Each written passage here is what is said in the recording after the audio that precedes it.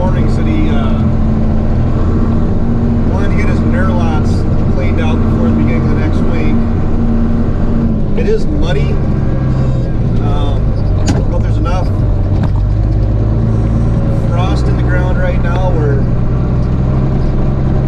we're not really sinking in too bad. I guess this week, from what I understand, it's supposed to get quite a bit warmer. I couldn't tell you. I haven't been watching the weather. But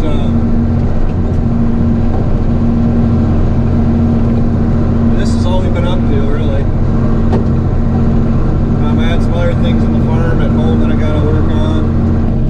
The skid steer still needs to have that sending unit put in it. I have officially gotten the part. Just take the time to do it. I don't think it'll be too bad. You guys saw in that previous video that it's really not too bad to get to. I just got to pull that one hydraulic line off, and that should be all it'll take. But according to the new part I looked at, it looks like it really wouldn't take much to mess it up and to keep it from being able to read the fuel of it. But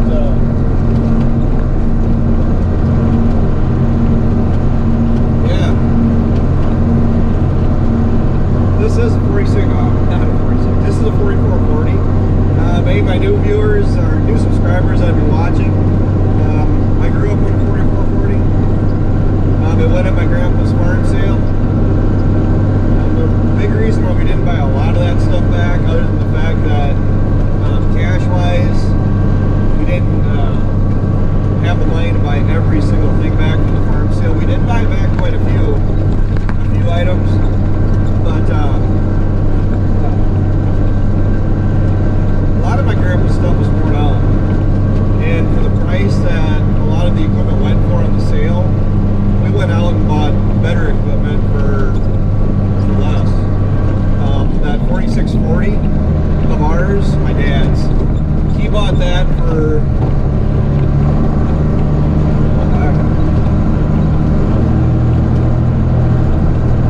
was about $10,000 less than what the 4440 went for on the farm sale, and the 46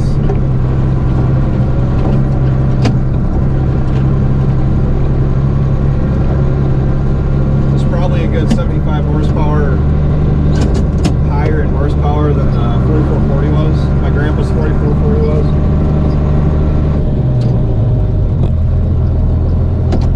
I gotta work and talk here.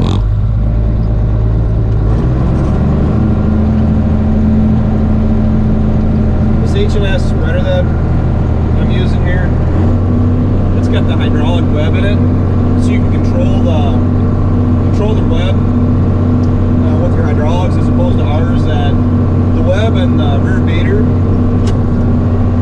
on ours is controlled entirely through the PTO. So if the PTO is running, the web is running.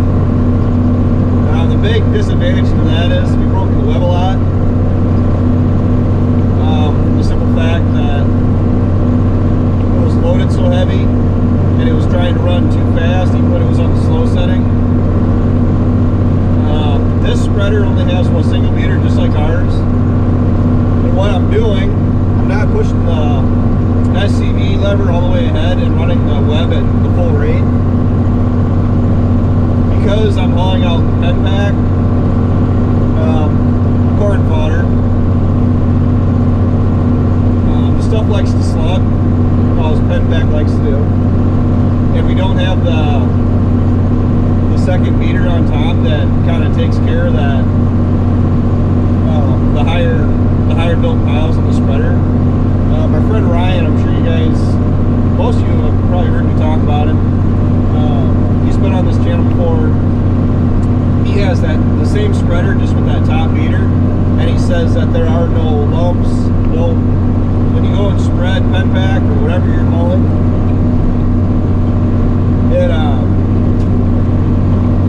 it's a nice, clean, level field no matter what.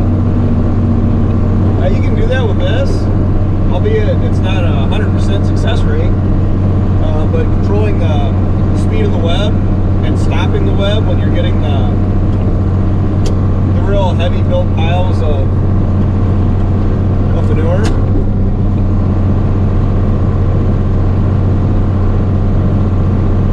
Something else I like too, when you get down where the pile's pretty well ran out, you can shut the beater off, power takeoff, and then just run the SCV valve out, and you can get the web completely cleaned out without throwing manure all in the back of the tractor, which is really nice. As I say, the next spreader we buy, even if I'm not the one buying it, I'm going to really try to push for at least another spreader with a hydraulic web, if we get another web spreader. If it's up to me and it's in the cards,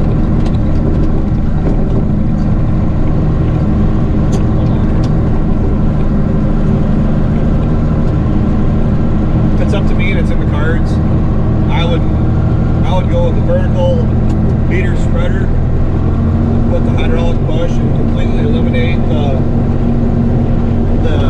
web, the chains. A lot of nightmares with spreaders like this. Not this spreader in particular. He's had this one for a few years and it's really well kept. To say ours, I would hate to imagine how many tons of material we hauled with that spreader of ours. That used to be my grandpa's. But as far as my grandpa's 4440 goes,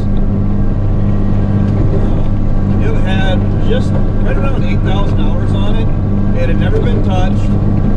It needed an overhaul really bad. A really good indicator for that is the fact that when you hit the throttle, like if you go from idle and you push the throttle all the way ahead, it's not saying that the tractor wouldn't accelerate. The problem is there's a definite lag there from the time you throttle up to the time the engine is at wide open. I say that was my grandpa's high horsepower tractor. That's the one that did all of the heavy work, chisel plowing. That was on the 630 disc there for the last couple of years because it was the only tractor we had that could pull it. 76 could pull it. We would have to dual it up, and you would not be going 4 or 5 miles an hour. The 76 has proven that already. With singles on it, I like using the 76 and the 630.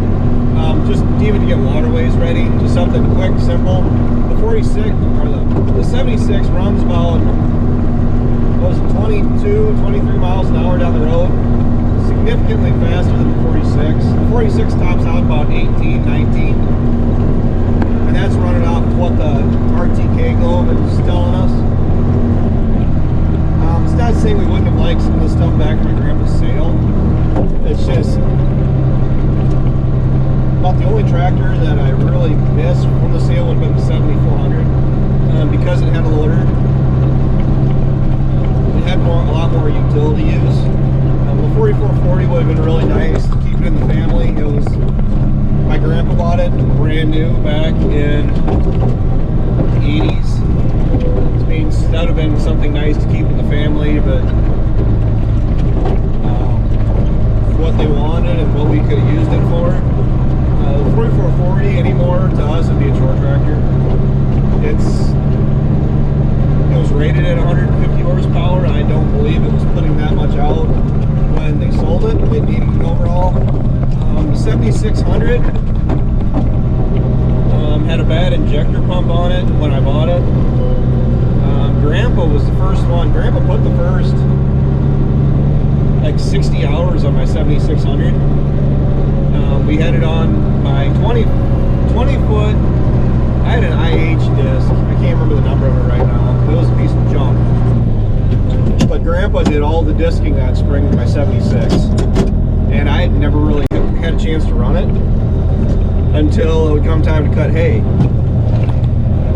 And what bothered me is the fact that the 7600 was struggling to cut hay with that 735. lot worse than my grandpa's 7400. Well, come to find out, the injector was bad. We sent that off. We got a remand. And I believe that they sent it back, or they set the remands, what, 10% higher than what their factory? You guys have to correct me on that, anybody that knows for sure. I mean, it's been a few years now. And the 76, I think, is only rated at like 115 horse. And it came back, and I watched them dyno it, and it came back at 140. So she's got some snuff now, which I really like. But that's it for this little ride. Okay, it's my fault, but I didn't charge my batteries for my GoPro. But you guys got a nice